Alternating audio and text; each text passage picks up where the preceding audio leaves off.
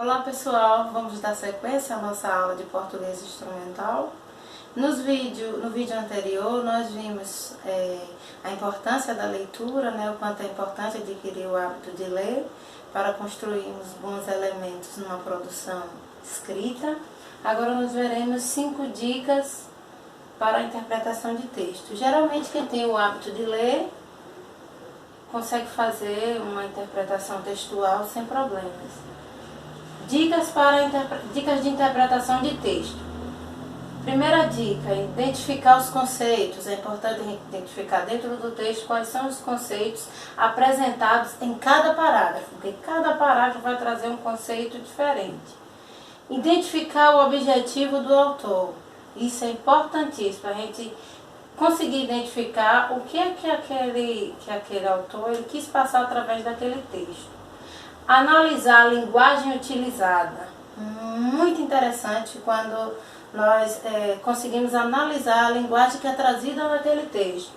Sublinhar as ideias mais importantes. Essa é uma dica bem interessante.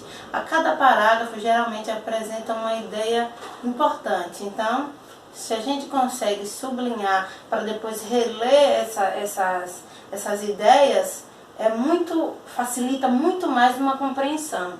E tentar reescrever o texto com suas próprias palavras. Isso é muito bom, porque quando você faz uma boa interpretação, você consegue produzir um novo texto de acordo com o que era tratado naquele texto, mas com suas palavras, de acordo com a sua visão. Leia a pergunta antes do texto. Isso te ajudará a buscar os pontos importantes para a resposta no decorrer da leitura. Identifique o tipo de texto, por isso estude bastante sobre os gêneros textuais, para identificar se é uma narrativa, se é um texto descritivo, se é uma dissertação. Procure identificar as intenções que o autor pode ter com o texto, buscando entender o contexto da produção. Leia mais de uma vez. O ideal é que a gente leia pelo menos 3 vezes. Porque aquela primeira leitura, a gente o cérebro automaticamente vai tentando assimilar algumas ideias. Na segunda leitura, a gente já percebe que o texto, a gente já está mais familiarizado com o texto. Na primeira leitura, entenda a ideia geral do texto. Depois procure pelos pontos que podem justificar a sua resposta. E elimine as alternativas mais distantes da resposta correta. Isso é quando a gente vai responder uma interpretação, a gente vai buscando as alternativas que são mais próximas. Destaque as palavras e as frases mais importantes para a compreensão. Interrompa a leitura por alguns segundos e repita para você mesmo o que acabou de ler. Pegue uma folha de papel e escreva um resumo. Invista em palavras-chave e no desenho de seta e círculos. Isso ajuda muito a gente conseguir uma boa interpretação. Produção de texto. Geralmente, quem tem o hábito de ler, quem tem facilidade em fazer uma interpretação, tem também facilidade em produzir um bom texto, em fazer uma boa produção textual. Porque quando você adquire o hábito de ler, você constrói mais elementos, você tem um vocabulário melhor. Então esses elementos vão lhe ajudar a você construir uma boa produção textual.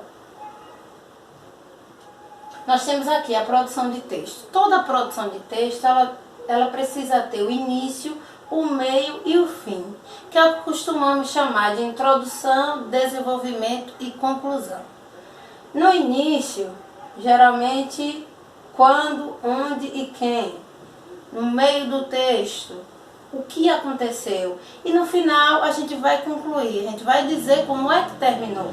Então, geralmente, a gente utiliza para iniciar, isso quando a gente vai iniciar o parágrafo, certo dia, em uma tarde, numa noite, era uma vez, em uma linda manhã, há muito tempo. Isso também vai depender do tipo de texto do tipo da produção que você vai construir.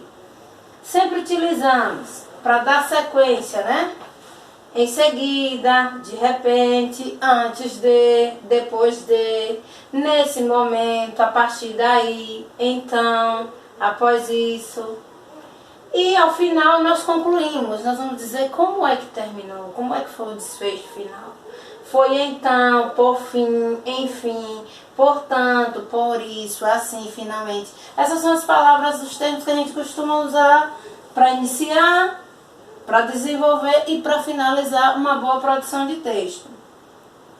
Aqui da sequência, né, foi tudo aquilo que nós já vimos, porque aqui ele colocou, deixa eu voltar aqui rapidão, colocou aqui a produção de um texto narrativo. Porque um texto narrativo, ele sempre vai narrar ali aqueles fatos, quando foi que aconteceu, onde foi que aconteceu, ele sempre diz no momento, certo dia aconteceu tal coisa, e por aí ele vai dando uma sequência. Coesão e coerência são dois fatores interessantes em um texto. Um bom texto, ele precisa ser coeso e coerente. O que seria então a coerência? Coesão e coerência. A coesão textual é um dos meios que garante a unidade semântica e a organização de um enunciado. Dito de forma mais simples, né, de uma forma mais clara, a coesão textual tem a ver com a maneira como se processa a ligação entre os componentes de um texto, palavras, orações, frases e parágrafos. Ou seja, todos esses conjuntos de elementos, esses elementos, ele tem que ter uma ligação para que o texto se torne coeso, de modo a transmitir-se corretamente a ideia apresentada. Ou seja, ele tem que estar bem embasado para que o nosso texto ele tenha sentido. Porque um texto sem coesão, um texto sem coerência é um texto sem sentido. A coerência textual. A coerência é a relação que se estabelece entre as partes do texto, criando uma unidade de sentido. Então, um texto coerente é aquele texto que tem sentido. Você constrói os elementos que dão sentido àquele texto. Já a incoerência, que seria um texto incoerente, o que ocorre? A violação das articulações de conteúdo de cada um dos níveis de organização. Ou seja, o texto ele começa a falar de uma coisa, de uma ideia, e antes dele concluir aquela ideia, ele parte para uma outra que não tem nenhuma relação com aquela ideia que ele iniciou. Isso é um texto incoerente, né? Isso é um texto sem sentido, onde você não completa uma ideia.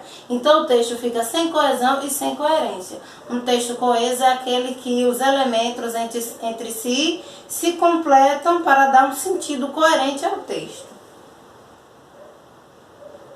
A redação. Um texto coerente nada mais é do que uma boa redação. Eu trago aqui nesse vídeo algumas dicas de como fazer uma boa redação, lembrando que na apostila, no material de vocês, está de uma forma bem mais completa, porque eu acabei resumindo para que o nosso áudio não fique cansativo, não fique muito longo. Então aqui nós temos os 10 mandamentos da redação. No material de vocês vão encontrar os 10 mandamentos. Eu não vou ler todos os 10 aqui para que não fique muito repetitivo, até porque você já tem material. Não escreva difícil. Não adianta a gente colocar palavras, às vezes a gente até acha bonito, mas a gente nem sabe o que significa. Isso complica e acaba até o texto perdendo sentido, já que a gente não conhece o significado daquele texto. Usando palavras para parecer que sabe tudo. Prefiro uma linguagem mais simples, algo que você domine. Não falo aqui de uso do coloquialismo, sem restrições. Críticas sem fundamento. Se você quer fazer uma crítica construtiva dentro de uma redação, você tem que ter embasamento e fundamentar. Não é simplesmente fazer uma crítica solta sem que você tenha um fundamento para embasar. Sem objetivo não devem ser feitas. A análise sobre algo deve ser realizada baseada em fatos, acontecimentos reais, sempre aponte soluções coerentes para problemas levantados. O uso de palavrões, nunca e jamais. Jargões, gírias e coloquismo é proibido. Isso pode ser até utilizado numa conversa muito informal, uma rede social, dependendo do nível de intimidade que se tenha com a outra pessoa que se esteja trocando mensagens. A linguagem, por exemplo, do WhatsApp, do Message, deve ficar em casa. Jamais, porque veja, comumente, né, no dia a dia, a gente costuma, às vezes na pressa, abreviar palavras, como você, quando, mesmo, dentre outras, né? Isso jamais pode acontecer em uma produção escrita. Seja era um bilhete, seja era um recado, seja era um comunicado. Por mais informal que ela seja, não se deve abreviar essas palavras de jeito nenhum. No máximo, o que pode aparecer abreviado é um sobrenome, desde que se o sobrenome for muito longo, para que você não se estenda muito no texto. Do contrário, não é permitido de jeito nenhum nenhum tipo de abreviação em uma boa produção escrita. Esses aqui são os outros, na verdade são 10 mandamentos, e eu não vou me estender para poder não ficar muito longo o nosso vídeo, já que vocês têm material de vocês. Eu vou terminar esse texto deixando uma frase muito interessante, muito bonita, de Emília Ferreira. Quem tem muito pouco ou quase nada, merece que a escola lhe abra horizontes.